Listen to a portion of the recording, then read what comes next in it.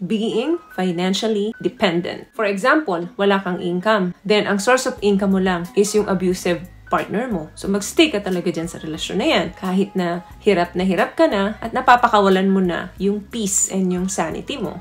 Maitim ba skin? Underarm at singit mo? K-Skin ang bahala sa'yo. Premium ang ingredients, paraben-free and sulfate-free, and FDA-approved, kaya safe for everyone. With K-Skin, ibalik ang alindog mo. Huwag nang magpahuli.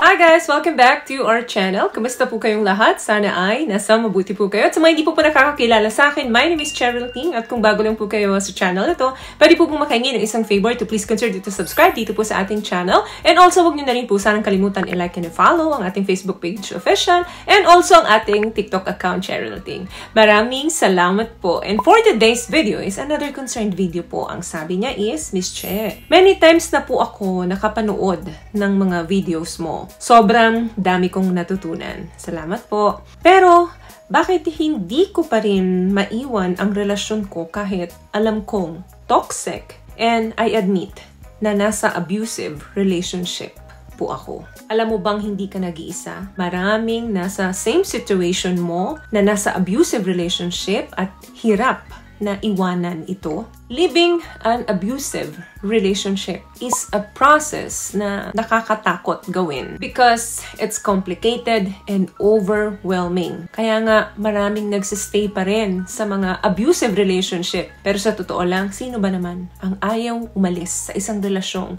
hindi nakakabuti para sa atin? Maraming beses mo nang sinubukan na iwanan ang relasyon na yan. Pero madalas kasi nandyan ang fear, dependency. Nakadepende ka kasi madalas sa kanya. Dahil sa kanya na umiikot ang mahigit kalahati ng buhay mo. At ang panghuli is yung patterns of control. Yan ang dahilan kung bakit hirap na hirap tayong umalis sa relasyon kahit alam natin na nasa abusive relationship tayo. Number 1 dyan, umaasa ka na magiging okay ang lahat. Na someday, things will get better. Dahil nga umaasa ka na mababago pa ang lahat. At dahil nagkikare ka pa rin sa taong ito. Kaya kapag nakagawa siya ng isang bagay uli sa'yo, pag humingi siya ng kapatawaran, papatawarin mo. Magpapromise siya ng mga bagay na, for example, magbabago na siya, hindi niya na uulitin ang lahat. Then, ipoproseso mo ngayon. Ipoproseso niya din ito. Andyan yung parang nasa honeymoon stage uli kayo. Akala mo ngayon, tama ka na nagbago siya. At tama yung desisyon mo na hindi siya iwan. Then, after ng honeymoon phase, ito na naman. Mauulit na naman yung episode na yan. Cycle lang siya. Kaya hindi ka makaalis dyan dahil umaasa ka palagi na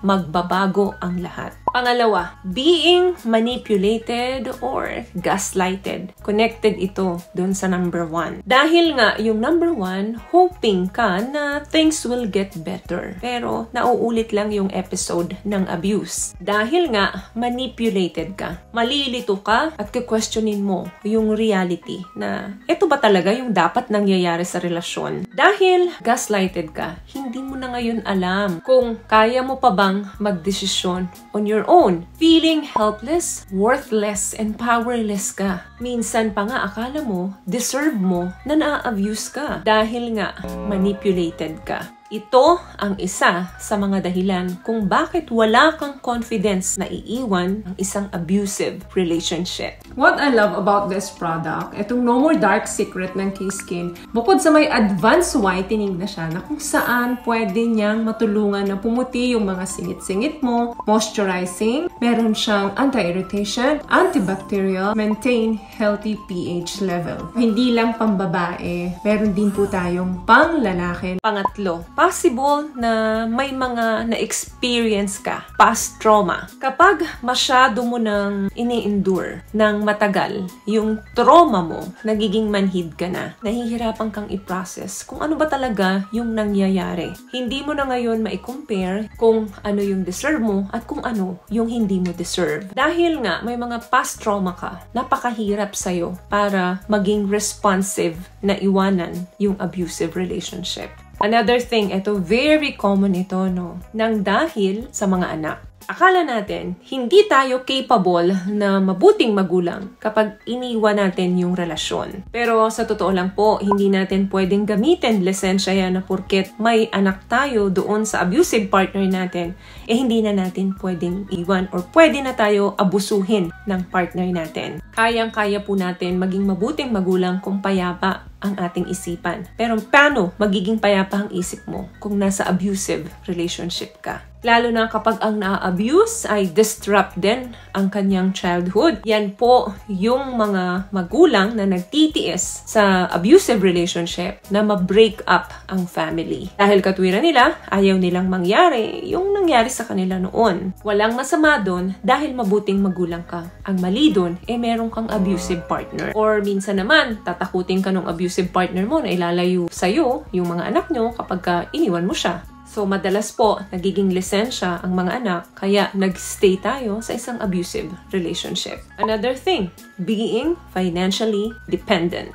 For example, wala kang income. Then, ang source of income mo lang is yung abusive partner mo. So, mag-stay ka talaga dyan sa relasyon na yan. Kahit na hirap ka na at napapakawalan mo na yung peace and yung sanity mo. Anong dapat mong gawin? Maghanap ka ng trabaho or maliit na pagkakakitaan mo. Yang maliit na yan, magandang umpisa yan para masimulan mo yung bagong buhay mo. Another thing, may mga legal difficulties. For example, sa mga properties, sa pera, na kapag naghiwalay kayo, is possible na mawalan ka ng mana, mawalan ka ng property. Minsan, sa kagustuhan nila na wag na lang magkaroon ng complication, ayaw na rin nila mag-call ng assistance, nagstay na lang sila doon sa abusive relationship. Matira-matibay na lang. Last one, hindi mo alam na nasa abusive relationship ka na pala. Minsan, mahirap para sa isang tao na ma-recognize niya na nasa abusive partner na pala siya. Naaabuso na pala yung pagkatao niya. Lalo na kung napakatagal na nilang nagsasama or napakatagal na nila sa marriage. Akala niya minsan nasa healthy or respectful relationship siya. Madalas, emotional abuse